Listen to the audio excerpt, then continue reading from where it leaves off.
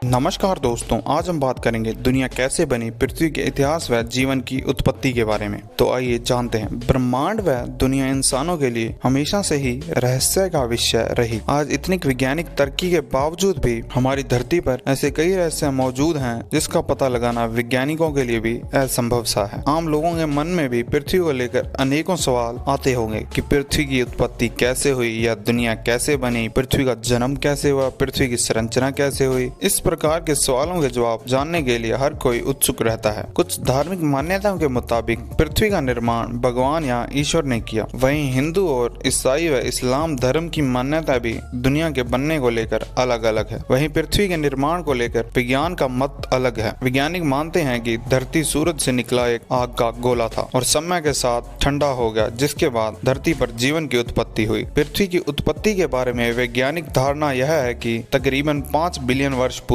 कई गैसों के एक साथ मिलने से भयंकर धमाका हुआ। इस कारण बहुत ही बड़ा एक आग का गोला बना, जिसे वर्तमान में हम सूर्य कहते हैं। धमाका इतना तेज था कि इसके आसपास चारों ओर धूल के कण फैल गए और गुरुत्वाकर्षण बल के कारण ये कण छोटे छोटे पत्थरों के टुकड़ों के रूप में बदल गए। कई वर्षों के अंतराल के बाद ये कण आपस में जुड़ने लगे और एक समय बाद सौर मंडल की उत्पत्ति हुई। और इस प्रकार लाखों वर्षों के पश्चात गुरुत्वाकर्षण के कारण पत्थर और चट्टानें आपस में जुड़ने लगी। इस प्रकार से धरती का जन्म एक आग के गोले के रूप में हो रहा था। वैज्ञानिक अवधारणा के मुताबिक 4.54 बिलियन वर्ष पूर्व पृथ्वी का तापमान 1200 डिग्री सेल्सियस था। ऐसे समय पर धरती पर केवल उबलता हुआ लावा, चट्टानें और कई जहरीली गैसें हुआ करती थी। ऐसे में पृथ्वी पर जीवन का होना असंभव था। पृथ्वी की उत्पत्ति के दौरान थिया नाम का एक ग्रह धरती की ओर 50 किलोमीटर प्रति सेकंड की रफ्तार से बढ़ रहा था। यह रफ्तार बंदूक से चलाई गई गोली से 20 गुना अधिक है। ऐसे में जब थिया ग्रह पृथ्वी की सतह से टकराया तो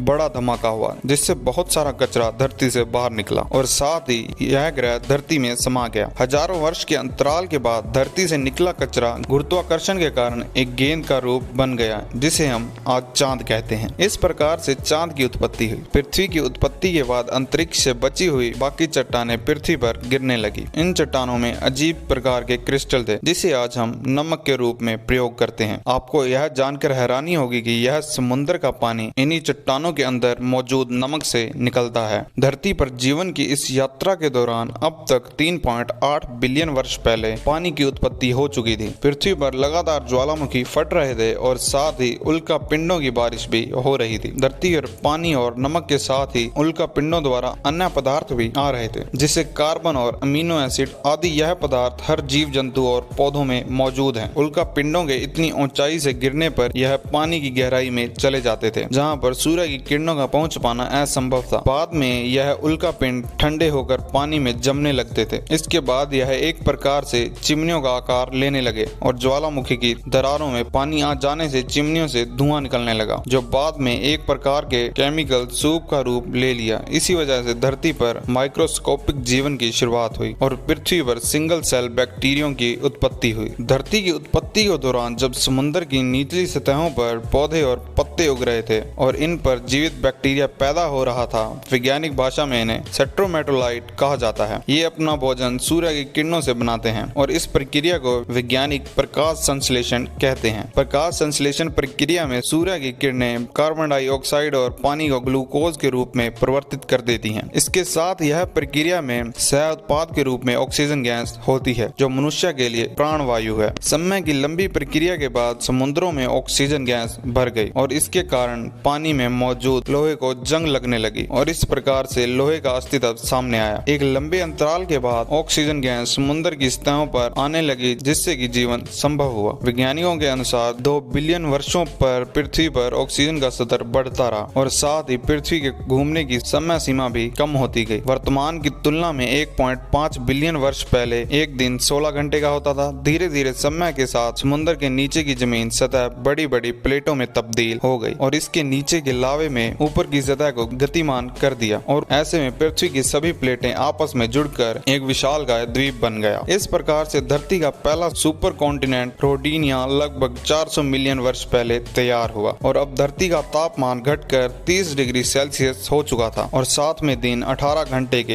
हो चुके थे। उस समय में धरती के हालात वर्तमान में मंगल ग्रह की तरह थे। करीब 750 मिलियन वर्ष पहले ताप, जो कि धरती के नीचे पिघले लावे से पैदा हुई थी वह बाहर निकली, जिसने पृथ्वी को 2 टुकड़ों में बांट दिया। इसके 2 टुकड़ों में बंट जाने से सतह कमजोर हो गई थी और यह 2 भागों में बंट गई, जिसे साइबेरिया और गोंडवाना नामक 2 महाद्वीप बने। इतने वर्षों के पश्चात भी धरती पर ज्वालामुखी फटने और जहरीली गैसों के निकलने का सिलसिला अब भी जारी था। जहरीली गैसों में कार्बन डाइऑक्साइड ने सूर्य से निकली किरणों को सोखना शुरू कर दिया और इस वजह से पृथ्वी का तापमान बढ़ने लगा। बढ़ते तापमान के कारण समुद्र में गर्मी पैदा होने लगी और समुद्र का पानी भाप बनकर बादलों का रूप लेने लगा। साथ ही कार्बन डाइऑक्साइड गैस के साथ मिलकर अम्ल वर्षा यानी एसिड रेन होने लगी। बरसात के होने से गैस को चट्टानों या पत्थरों ने सोख लिया और कुछ हजार वर्षों के बाद धरती का तापमान घटकर -50 डिग्री हो गया। ज्वालामुखी फटने का सिलसिला अब भी जारी था, लेकिन बर्फ की अधिकता के कारण ज्वालामुखी से निकलने वाली गर्मी से